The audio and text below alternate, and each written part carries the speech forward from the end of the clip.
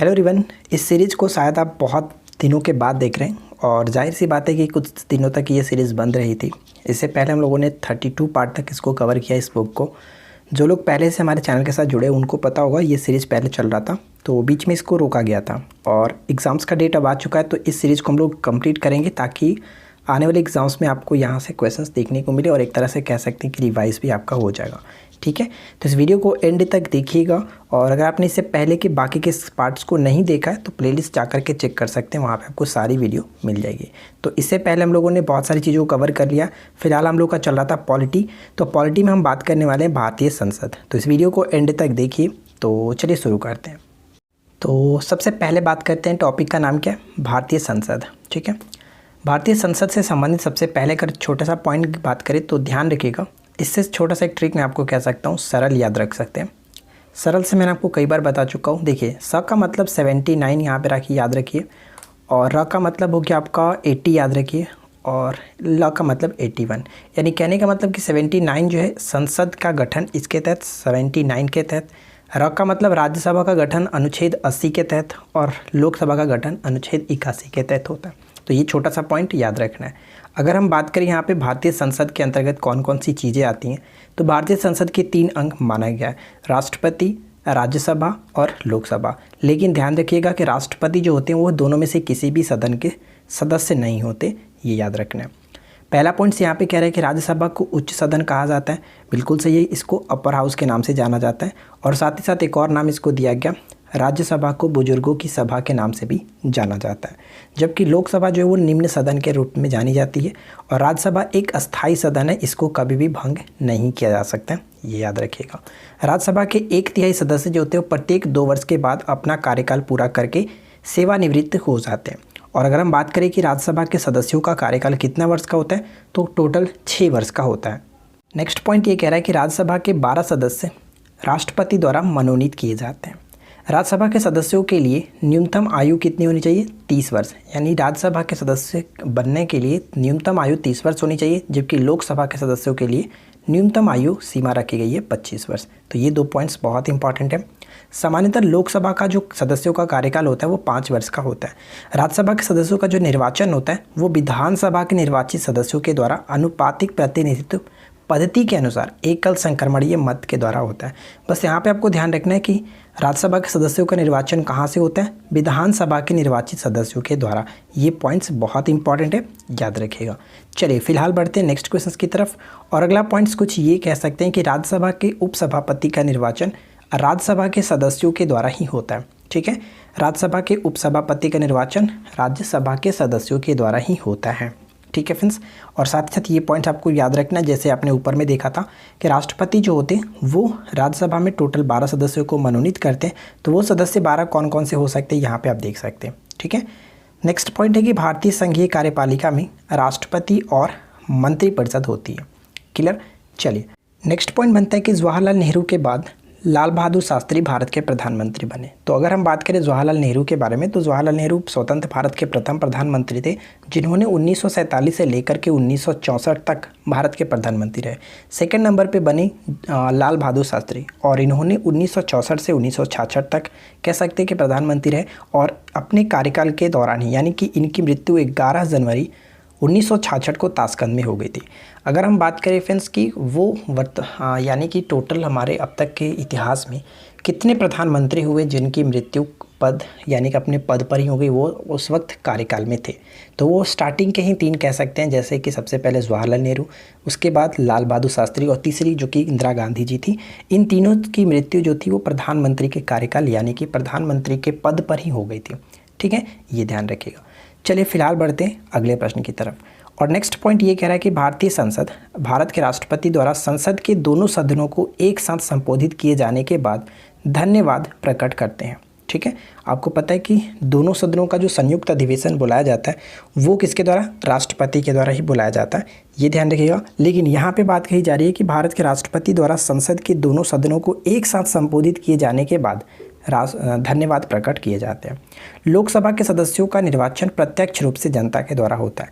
लोकसभा को जनता के सदन के नाम से भी जानते हैं।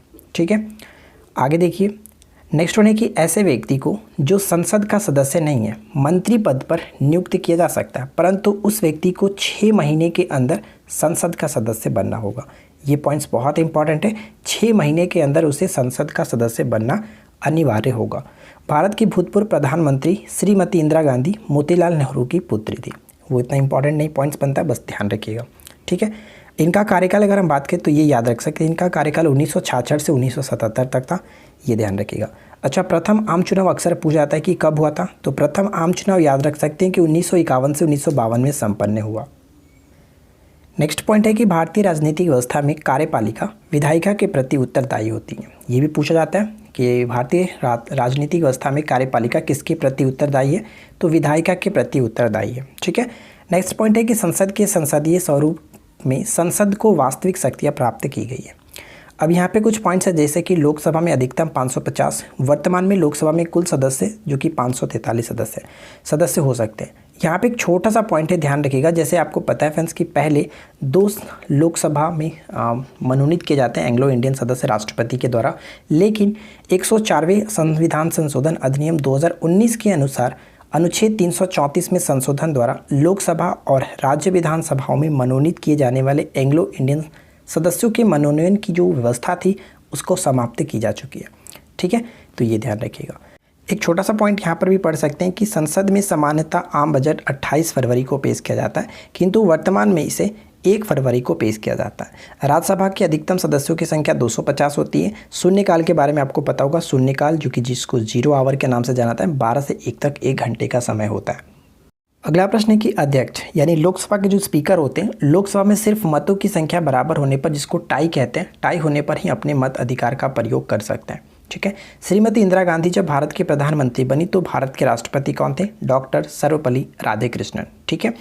नेक्स्ट क्वेश्चन क्या कह रहा है कि भारतीय संसद ने हाल ही में PFRDA नाम से एक बिल पारित किया, जिसका फुल फॉर्म आपको याद रखना है, हो सकता है पेपर के लिए इंपॉर्टेंट हो जाए। Pension fund regulatory and development authority, ये आपको याद रखना है, ठीक है। लोकसभा एवं राज्यसभा में महिलाओं के लिए कोई आरक्षित सीट नहीं है, ये ध्यान रखिएगा, कोई आरक्षण नहीं है। नेक्स्ट वन है कि भारतीय संविधान के अनुच्छेद 80 में राज्यसभा की संरचना के बारे में बात की गई, रचना के बारे में बात की गई, जो कि ऊपर मैंने आपको बताया था सरल, तो 79 और राज्यसभा 80 और लोकसभा 81, इस तरह से याद रख सकते हैं, ठीक है। चलिए आगे देखिए क्या अगला पॉइंट है कि राज्यसभा के वर्तमान पदेन सभापति जो है वो कौन है, यानी कि कह सकते हैं वेंकैया नायडू जी। नेक्स्ट पॉइंट बनता है कि संसदीय सरकार की सबसे महत्वपूर्ण विशेषता विधानमंडल के प्रति कार्यपालिका की जवाबदेही है, ठीक है। भारत की मंत्रिपरिषद तब तक अस्तित्व में रहती है जब तक उसके पास लोकसभा के सदस्यों के बहुमत का समर्थन हो। ये सब पॉइंट्स आपको क्लियर होना चाहिए, ठीक है। यदि लोकसभा का अध्यक्ष अपने कार्यकाल से पहले अपना पद त्यागना चाहता है तो वो अपना त्यागपत्र लोकसभा के उपाध्यक्ष को भेजता है। अगला पॉइंट है कि भारतीय संविधान का अनुच्छेद 253 संसद को अंतर्राष्ट्रीय समझौते को लागू करने हेतु कानून बनाने का अधिकार देता है। जो मैंने हाईलाइट किया वो कई बार क्वेश्चंस पूछे गए, तो आप उनको थोड़ा सा अच्छे से याद रखिएगा, ठीक है। अगला पॉइंट्स आपको ये पता होगा कि 2014 में भारतीय जनता पार्टी ने सबसे अधिक संख्या में सीटें हासिल की थी। बाकी ये पॉइंट्स थोड़ा सा पढ़ लीजिएगा, उतना इंपॉर्टेंट नहीं है। साथ ही साथ ये याद रख सकते हैं कि लोकसभा में सीटों की जो संख्या है सबसे अधिक है, अन्य राज्यों की संख्या में सबसे अधिक है, टोटल 80 है, ठीक है। आगे देखिए लोकसभा में उत्तर प्रदेश में क्या है कि राज्य और लोकसभा दोनों में ही, ठीक है, उत्तर प्रदेश राज्य में लोकसभा और राज्यसभा दोनों सदनों में सर्वाधिक प्रतिनिधित्व होते हैं।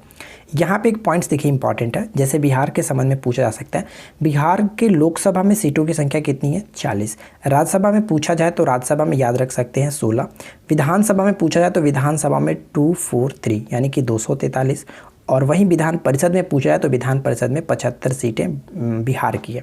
तो ये सभी याद रखना है, ठीक है। उसके बाद यहाँ पे और भी पॉइंट्स यहाँ पे पढ़ सकते हैं कि महाराष्ट्र राज्य को लोकसभा में दूसरा स्थान 48 सीटें प्रतिनिधित्व दी गई है। हरियाणा राज्य में लोकसभा की 10 सीटें, ये इतना इंपॉर्टेंट नहीं बनता है। क्षेत्रफल की दृष्टि से भारत का सबसे बड़ा लोकसभा संसदीय क्षेत्र कौन सा है, लद्दाख। अगला पॉइंट्स क्या है, नेक्स्ट पॉइंट ये बनता है कि लोकसभा सदस्य अपने से किसी एक सदस्य को लोकसभा अध्यक्ष निर्वाचित करते हैं। आर्टिकल 93 कहता है कि अपनी पहली बैठक के दौरान ही जो लोकसभा होंगे, लोकसभा अपने सदस्यों में से ही किसी एक को अध्यक्ष और एक उपाध्यक्ष को चुनते हैं, आर्टिकल 93 के तहत, ठीक है। चलिए अगला पॉइंट है कि अध्यक्ष एवं उपाध्यक्ष दोनों की अनुपस्थिति में लोकसभा का सबसे वरिष्ठतम जो सदस्य होते हैं वो लोकसभा की अध्यक्षता करता है। गणेश वासुदेव मावलांकर जो थे, ठीक है, ऐसा कह सकते हैं मावलांकर, तो ये स्वतंत्र भारत के प्रथम लोकसभा अध्यक्ष थे। जबकि उपाध्यक्ष की बात करें तो ये उपाध्यक्ष थे एम अनंतशयनम अय्यंगार, और कह सकते हैं दूसरे अध्यक्ष भी यही बने। नेक्स्ट पॉइंट, वर्तमान में ओम बिरला लोकसभा के अध्यक्ष हैं। ये ध्यान रखिएगा, लोकसभा की प्रथम महिला स्पीकर यानी कि अध्यक्ष कौन थी? मीरा कुमार, ये याद रख सकते हैं। साथ ही साथ और पॉइंट्स यहाँ पे कि लोकसभा के स्पीकर यानी अध्यक्ष को लोकसभा के तत्कालिक समस्त सदस्यों के बहुमत से पारित प्रस्ताव द्वारा पद से हटाया जा सकता है। सदस्यों के बहुमत से पारित प्रस्ताव, ठीक है, बहुमत से पारित। अगला पॉइंट्स, लोकसभा को भंग करने का अधिकार किसे? राष्ट्रपति को। लोकसभा को भंग किया जा सकता है लेकिन राज्यसभा को भंग नहीं किया जा सकता।